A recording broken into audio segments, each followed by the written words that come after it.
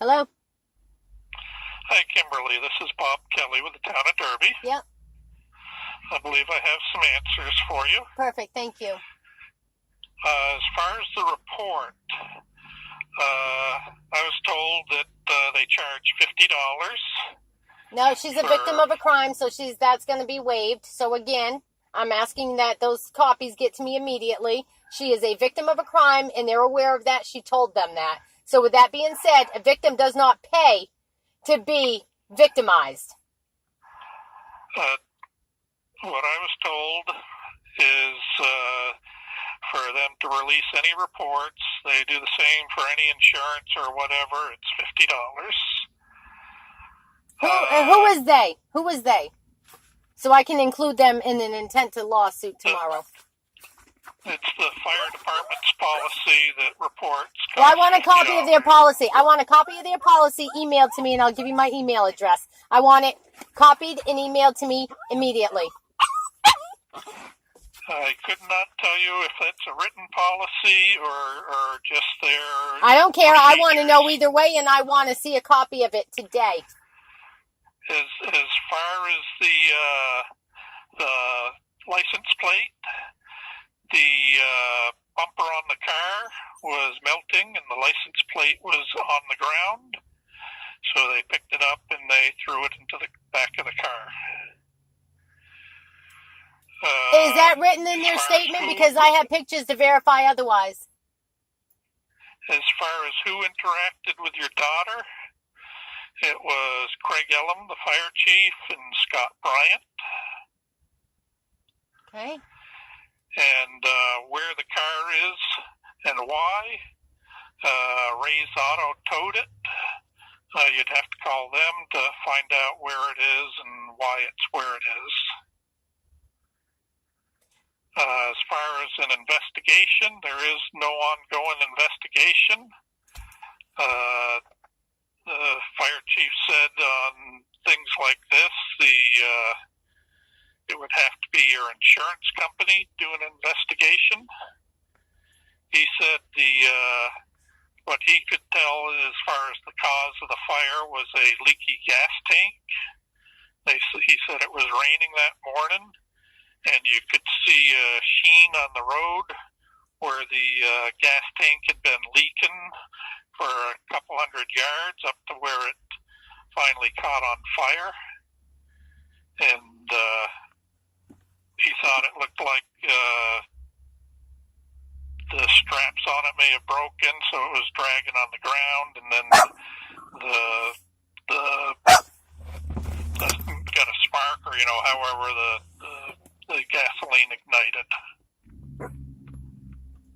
Okay, so he believes that the straps broke and fell to the ground, which would have, yeah, I understand that concept. And so I greatly appreciate you gathering that information for me. I will pass that along, and you'll probably just let Scott Allen know that I still want the answers by the end of today, why he did not take a written report from my daughter. He talked to her. He knows what was going on, so he will be subpoenaed to court. He might as well start talking and tell the truth now. Who didn't take a written report? The chief. I understand that... Do they have dash cams or anything that they use during their fires? I have no idea. I don't believe so, but I have no idea. Well, we need those answers, and I want to know why they did not contact Vermont State Police or Orleans County Sheriff's Department. Because, like I said, if it was an ambulance, a police officer accompanies, so why wouldn't they during a situation like this if they weren't involved? If who wasn't involved? Everybody that's been harassing my daughter, hence the fact that I told you we have federal lawsuits in Washington, D.C. and Burlington Federal Court against the state of Vermont, Vermont State Police, Mark Newell, who burned his own damn house down in Holland, okay?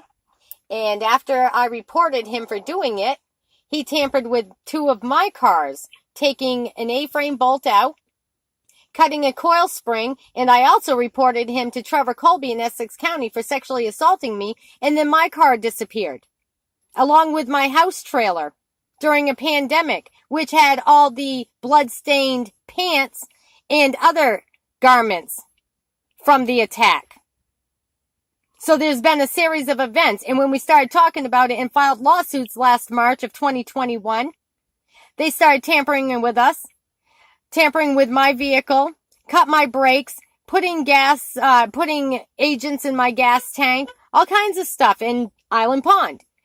Jeff Noyce pulled a gun on me back in February of 2021. It's reported. Nothing was done about it. We filed for high-risk protection orders against the perpetrators that have been doing this to us, which involve Vermont State Police, Essex County Sheriff's Department, Jeffrey Noyce, Mark Newell, and a Dwayne Davis who is on parole.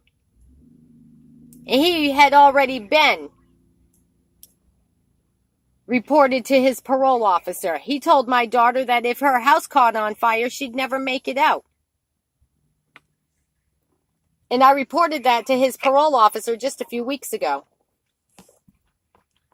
Okay, well, all I can tell you is I've answered your questions the best as I can, and I don't know what else to tell you. Well, I greatly appreciate you, but you can further respond by relaying the message to that chief of fire. He might want to contact me and tell me what he had to say to my daughter and what her response was. He might as well give me the report now, because I will be getting a deposition from him later in federal court. Okay, this isn't information that Well, yes, it is, because it has to do with Derby. And you're the town manager of Derby, isn't that correct? So with that being said, you're the overseer of what happens in that town, sir. Do not interrupt me again. The fact is, you get that information and you tell me why, or he tell me why, he did not initiate and request and ask for the police to investigate when he knew such a situation just doesn't fucking happen. And that young lady told him that she was afraid for her fucking life. So now you do something about it, and you do something about it before 3 o'clock. End of discussion.